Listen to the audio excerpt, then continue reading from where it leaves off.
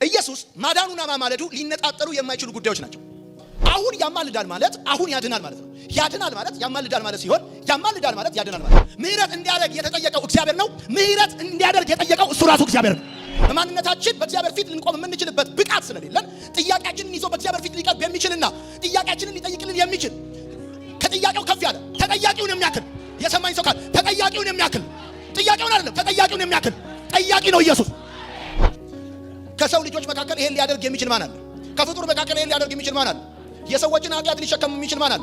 እንደውም የሚያላክክ ነው እንጂ የሚሸከም ከየት ይገኛል? እንደውም የራሱን ስህተት በዚህ ዘመን እኮ ሰው ያላክካል እንጂ ይሸከማል እንዴ? እንኳን አይደለም የሰው ሊወስድ ቀርቶ የሰዎችን ኃጢአት የተሸከመ ለአመፀኞች የማለደ አንድ ብቻ ነው፣ እሱም ኢየሱስ ይባላል። ዛሬ የምንነጋገርበት ሐሳብ የምትጽፉ ሰዎች ካላችሁ እርሱ አስታራቂ አማላጅና መካከለኛ ነው ብለን እንማራለን። ጌታ ኢየሱስ ክርስቶስ ባለፈው ሳምንት የተነጋገርነው እግዚአብሔር ነው ብለን ነው፣ መለኮት ነው ብለን ነው፣ አብሮ እኩል፣ አብሮ ሕያው፣ አብሮ ፈጣሪ፣ አብሮ ተመላኪ፣ አብሮ ዘላለማዊ ነው ብለን ተነጋግረናል።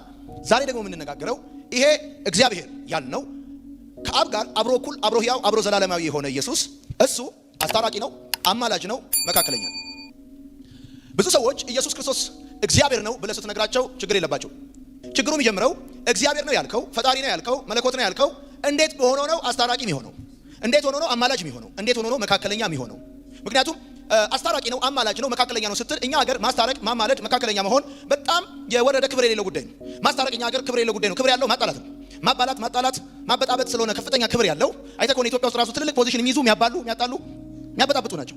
እና ያስታርቃል፣ ያማልዳል፣ መካከለኛ ነው ስትላቸው ክብር የነካ ማዕረግ የነካ ምናምን ይመስላቸዋል። ስለዚህ ጌታ ኢየሱስ ክርስቶስ እሱ እግዚአብሔር ነው፣ አዎ እሱ መለኮት ነው፣ አብሮ ፈጣሪ ነው፣ አብሮ እኩል ነው፣ አብሮ ዘላለማዊ ነው እና ሲባል እናማ አስታራቂ ነው፣ አማላጅ ነው፣ መካከለኛ ነው። አንድ ሰው ኢየሱስ አማላጅ ነው ብሎ ሲል ምን ማለቱ ነው? አንድ ሰው ኢየሱስ አማላጅ ነው ብሎ ሲል አዳኝ ነው ማለቱ ነው። ኢየሱስ ያድናል የምንለው ለምንድን ነው? ኢየሱስ ያድናል ብለን የምንለው መስዋዕት ሆኖ በቀረበው ደሙ አማካኝነት እርቅ ስለፈጸመልን ነው። አዎ ኢየሱስ ያድናል የምንለው ጨለማ ፈርተን አይደለም። ኢየሱስ ያድናል የምንለው ሞት ፈርተን አይደለም፣ ሞራል እየሰጠን አይደለም። ኢየሱስ ያድናል ብለህ ስትል መስዋዕት ሆኖ በቀረበው ደሙ እርቅ ፈጽሞልናል ማለት ነው። ኢየሱስ ያድናል ማለት ብለህ ጻፍ። ኢየሱስ ያድናል ማለት መስዋዕት ሆኖ በቀረበው ደሙ እርቅ ፈጽሞልናል ማለት ነው። ሰማይና ምድር ተጣልተው ነበር፣ እግዚአብሔርና ሰው ተጣልተው ነበረ። በሰውና በእግዚአብሔር መካከል የጥል ግድግዳ ገብቶ ስለነበረ ኢየሱስ ክርስቶስ መስዋዕት ሆኖ ቀርቦ እርቅ ስለፈጸመልን ያድናል ብለን ያልንበት ምክንያት እሱ መስዋዕት ሆኖ ቀርቦ እርቅ ፈጽሞልናል ብለን እያልን ነው። አንድ ጊዜ የፈሰሰው የኢየሱስ ክርስቶስ ደም አሁንም ድረስ የማስታረቅ ስራ ስለሚሰራ አሁንም ያድናል ብለን እንላለን። ለምንድን ነው ሰዎች አንዳንድ ሰዎች የክርስቶስን የማማለድ የማስታረቅ ጉዳይና ማንነት ወቅታዊ ያደርጉታል። ኢየሱስ ክርስቶስ እስከ ሪዘሬክሽን እስከ ትንሣኤ ድረስ ነው ያማለደው፣ ከዛ በኋላ አላማለድም ብለው ይላል። እኛ ደግሞ ኢየሱስ ክርስቶስ አንድ ጊዜ መስዋዕት ሆኖ ባቀረበው ደሙ አማካኝነት እርቅ ፈጽሞልናልና ያም ደም ደግሞ አሁንም ይሰራልና አሁንም ያማልዳል እንላለን። ለምንድን ነው አሁንም ያማልዳል ብለን የምንለው? ደሙ አሁንም የሚሰራ ስለሆነ ነው። ደሙ አሁንም የሚሰራ ስለሆነ ነው። የክርስቶስ ደም ትዝታ አይደለም። የክርስቶስ ደም ታሪክ አይደለም። የክርስቶስ ደም ሕያው ነው። አሁንም ከየትኛውም አይነት ኃጢአት ሊያነጻ የሚችል አቅም ያለው ደም ነው የኢየሱስ ደም። ስለዚህ እንደዚህ ብላችሁ ጻፉ። አሁን ያማልዳል ማለት አሁን ያድናል ማለት ነው። ያድናል ማለት ያማልዳል ማለት ሲሆን ያማልዳል ማለት ያድናል ማለት ነው። እመጣላችኋለሁ ራሱ ያማልዳል የሚለው የቃሉን ፍቺ በመዝገበ ቃላት እንነጋገራለን። ስለዚህ አሁን ያማልዳል ማለት አሁን ያድናል ማለት ነው። አሁን ያድናል ማለት አሁን ያማልዳል ማለት ነው። እሱ አማላጅ ነው፣ አስታራቂ ነው፣ መካከለኛ ነው። በመሰረቱ በጣም ደስ የሚላችሁ ነገር ልንገራችሁ። ማዳኑና ማማለዱ አይነጣጠሉም። ማዳኑን ወስደህ ማማለዱ ልትጥል አትችልም። በዘውዱ በኩል ነው የምገዛ አንበሱን አልፈልገውም የሚባል ታሪክ የለም። ኢየሱስ ማዳኑና ማማለዱ ሊነጣጠሉ የማይችሉ ጉዳዮች ናቸው። አንተ ምናልባት በገጽ ስንጥር አስገብተህ እስከዚህ ድረስ ብለህ እስከ ሞቱ ድረስ ብለህ እስከሆነ ነገር ድረስ እስከ ጎልጎታ ድረስ እስከ ትንሣኤው ድረስ ብለህ ልታስገባ የምትችለው መጽሐፍ ቅዱስ ውስጥ የመጽሐፍ ቅዱስ መለያ ተደርጎ የተቀመጠልን ይሄንን ክር ነው። አዎ ከፊት ለፊት ገጽ የኋለኛውን ገጽ የምትለየው በዚህ ነው። የኢየሱስን ማዳንና የኢየሱስን ማማለድ የትኛውንም አይነት ያስተምሮ ስንጥር አስገብተህ አትለየው። በቃ የሚነጣጠል ጉዳይ አለ። የሚነጣጠል ጉዳይ አለ። ያድናል ብለህ ስትል ያማልዳል ያልክ ያልክበት ምክንያት ደግሞ መስዋዕት ሆኖ በቀረበው ደሙ እርቅ ፈጽመዋል ያልክ። ሁለት ሰዎች እኛ ሀገር ሲጣሉ ሽማግሌ ይላል። የሚሄዱ ሽማግሌዎች የመጀመሪያ ተግባራቸው መለመን ነው፣ ማስታረቅ ነው፣ ማስማማት። የሚሄዱት ሽማግሌዎች ከሚጠየቀው ከሚለመነው ሰው ፊት ከበሬታ ያላቸው ሊሆኑ ይገባል። በእድሜ የገፉ ሊሆኑ ይገባል። በትምህርት የበቁ በስልጣን የበዙ ሊሆኑ ይገባል። ማንም ሰው ሽማግሌ ከመላኩ በፊት ሚስትም ይፈልግ እርቅም ይፈልግ የሚልካቸውን ሽማግሌዎች ከመንገድ ላይ አይደለም ሰብስበው የሚወስዳቸው። የሚጠየቀው የሚለመነው እሱ በፊቱ የሚሄዱት ሽማግሌዎች ከበሬታ ያላቸው በእድሜ የገፉ በትምህርት የበቁ በስልጣን የበዙ መሆን አለባቸው። ስለዚህ ሽማግሌ ስለመላክ ስታስብ መጀመሪያ የልጅቷ አባት ከሆነ የምትልከው ሽማግሌ የእሳቸው ጓደኞች እነማን ናቸው፣ የሚያከብሯቸው ሰዎች እነማን ናቸው፣ እሳቸውን የሚመጥኑ ሰዎች እነማን ናቸው ብለህ ነው እንጂ ሙድ አለው ብለህ ሽማግሌ አትልክም። ሙድ አለው ያሳምናቸዋል ብለህ ትልካለህ? አትልክም። ሰላም ናችሁ? ጌታ ይመስገን። በጣም የሚገርም ነገር ልንገርህ። በእኛ ሀገር አንድ ሰው የደጃዝማች ልጅ ይወድና ያችን ልጅ ለመጠየቅ ለጋብቻ የሚልከው ሌላ ደጃዝማች ነው። ደጃዝማች የሚጠየቀው በደጃዝማች ነው። ፊት አውራሪ የሚጠየቀው በፊት አውራሪ ነው። ጠያቂው ከተጠያቂው በክብር አያንስም አይወርድም። አልሰማችሁኝ? የሚያወራሁትን ጠያቂው ከተጠያቂው በክብር አያንስም። ልጅ እንዲሰጡ የተጠየቁት ደጃዝማች ናቸው። ልጅ እንዲሰጡ የጠየቁት ደጃዝማች ናቸው። ምህረት እንዲያደርግ የተጠየቀው እግዚአብሔር ነው። ምህረት እንዲያደርግ የጠየቀው እሱ ራሱ እግዚአብሔር ነው። በምንም ተአምር ማስታረቅ ማማለድ ማዕረግ አይቀንስም፣ ክብር አያጎልም። የጠየቀው በመሰረቱ ይሄን ጥያቄ ሊጠይቅ የሚችል ከፍጥረታት መካከል ማንም የለም። በማንነታችን በእግዚአብሔር ፊት ልንቆም የምንችልበት ብቃት ስለሌለን ጥያቄያችንን ይዞ በእግዚአብሔር ፊት ሊቀርብ የሚችልና ጥያቄያችንን ሊጠይቅልን የሚችል ከጥያቄው ከፍ ያለ ተጠያቂውን የሚያክል የሰማኝ ሰው ካለ ተጠያቂውን የሚያክል ጥያቄውን አይደለም ተጠያቂውን የሚያክል ጠያቂ ነው ኢየሱስ። የገባው ሰው ካለ አሜን ይበል። ኢየሱስ ያማልዳል ብለህ ስትል፣ ኢየሱስ ያስታርቃል ብለህ ስትል በመጠየቁ ምክንያት ጠያቂው ከተጠያቂው በማድረግን በክብር ማንስም። እንደውም መጠየቁ የሚናገረው እኩል መሆኑን ነው። እኩል መሆኑን ነው የሚናገረው። በጣም ይገርም። በማንነታችን በእግዚአብሔር ፊት ልንቆም የምንችልበት አቅም ስለሌለን የኛን ጥያቄ በአብ ፊት ይዞ ሊቀርብ የሚገባው ኢየሱስ ነው በአብ ፊት የሆነልን። ያስታርቃል፣ ያማልዳል፣ መካከለኛ ነው ብለን ስንል እግዚአብሔር ፍርድ ፈልጓል። እግዚአብሔር ፍትህ ፈልጓል። እግዚአብሔር የፈለገው ጉዳይ አለ።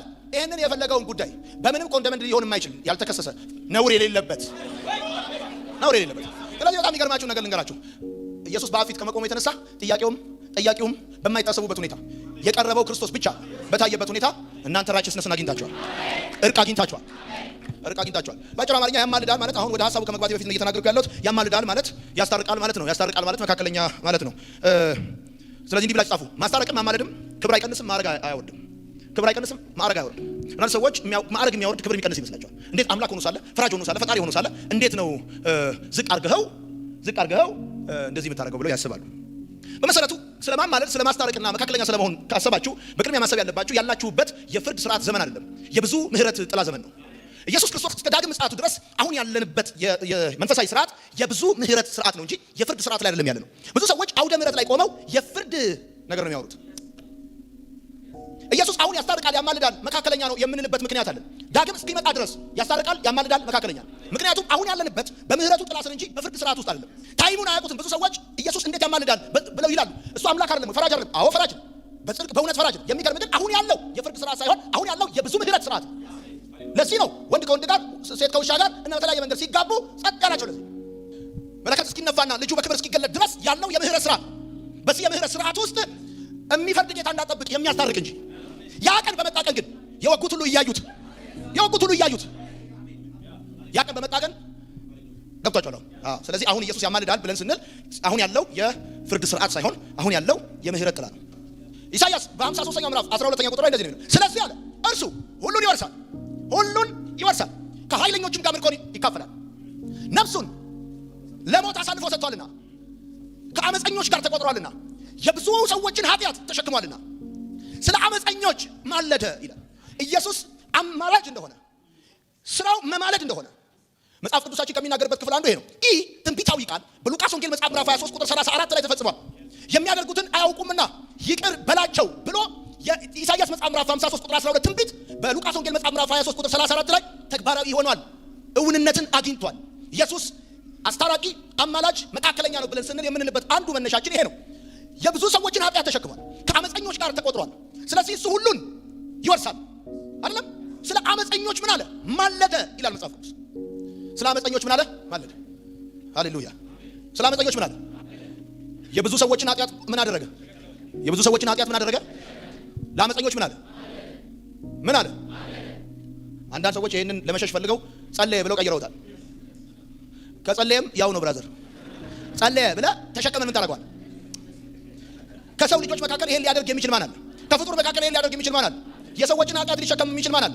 እንደውም የሚያላክክ ነው እንጂ የሚሸከም ከየት ይገኛል? እንደውም የራሱን ስህተት በዚህ ዘመን እኮ ሰው ያላክካል እንጂ ይሸከማል።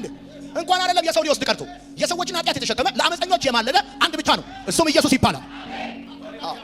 ለዛውም ከሃይማኖት መሪዎች ጋር አይደለም፣ ከጻፍቶች ከፈሪሳውያን ጋር አይደለም፣ የተቆጠረው ከአመፀኞች ጋር፣ ከወንበዴዎች ጋር፣ ከኪስ አውላቂዎች ጋር እና በኃጢአት ከሚተዳደሩ ሰዎች ጋር ተቆጠረ። ሰዎችን ሁሉ ኃጢአት ተሸከመ። ከዚህ ቀጥሎ ደግሞ ሲናገር የሚገርመው ራሱን ለሞት አሳልፎ ሰጠ፣ ለአመፀኞችም ማለደ። ለአመፀኞችም ማለደ። የሚገርም ነው። ራሱን ለሞት አሳልፎ የሰጠ ኢየሱስ አስታራቂ ነው፣ አማላጅ ነው፣ መካከለኛ። ሁለተኛው የገዛ ክንዱ መድኃኒትን አመጣለት። የገዛ ክንዱ ጻፉ። የገዛ ክንዱ መድኃኒትን አመጣለት። የገዛ ክንዱ መድኃኒትን አመጣለት። በጣም የሚገርመኝ ቃል ነው ይሄ። በጣም የሚገርመኝ ቃል ነው። እንዲያውቁት በዚህ ምክንያት ነው። ኢሳይያስ መጽሐፍ ምዕራፍ 59 ቁጥር 15 እስከ 16 እንደዚህ ይላል። አብረን ነው የምናነበው። ይሁን ነን አብረን ነው የምናነበው። እሺ እግዚአብሔርም አየ ፍርድ ስለሌለ ምን አለ? ቀጥሎ ምን ይላል? አሁንም ሰውም እንደሌለ አየ። ከዛስ ተደነቀ። እግዚአብሔርም አየ ፍርድ ስለሌለ ተከፋ። አሁን መልሶ ምን አለ? እግዚአብሔርም አየ ሰውም እንደሌለ አየ። ሰው እንደሌለ አየ። አሁን የሆነ ቦታ ጥረት ያደረገ ሰው አይደለም የሚለው። ኦል ኦቨር ዘ ወርልድ በዩኒቨርስ ሰው እንደሌለ አየ። የሃይማኖት መሪ በለው፣ ሀብታም በለው፣ አዋቂ በለው፣ ፈላስፋ በለው አየ። እግዚአብሔር አየ ፍርድም ስለሌለ ተከፋ። ሰውም እንደሌለ አየ። ወደሱ የሚማልድም እንደሌለ ተረዳ። ከዛስ ምን ሆነ? የገዛ ክንዱ መድኃኒትን ምን አለች? የገዛ ክንዱ መድኃኒትን አመጣለት። አሁን ስማ፣ እግዚአብሔር ያየው ወዴት ነው? ወደ ምድር አየ። ሰው እንደሌለ አየ። ምን አለ? ሰው እንደሌለ አየ። ምን አይነት ሰው ነው የሌለው ካልከኝ፣ ወደሱ የሚማልድ ሰው እንደሌለ አየ። ፍርድ እንደሌለ አየ። ተደነቀ። አሁን እግዚአብሔር ፈልጎ ያጣው ምንድን ነው? የሚማልድ ሰው እግዚአብሔር ፈለገ አጣ። የለም። ደግሞ እግዚአብሔር ሲፈልግ የካ ክፍለ ከተማ ብቻ ፈልጎ ያጣ እንዳይመስል። እግዚአብሔር የለም ሲል ኢትዮጵያ ፈልጎ ያጣ እንዳይመስል። እግዚአብሔር የለም ብሎ ሲል አሜሪካ ፈልጎ ያጣ እንዳይመስል። እግዚአብሔር የለም ሲል ከአዳም እስከ መጨረሻ፣ ከመጀመሪያ እስከ መጨረሻ ነገር ሁሉ በፊቱ ግልጥ አይደለ? ሲያየው በቀጥላላ የለም።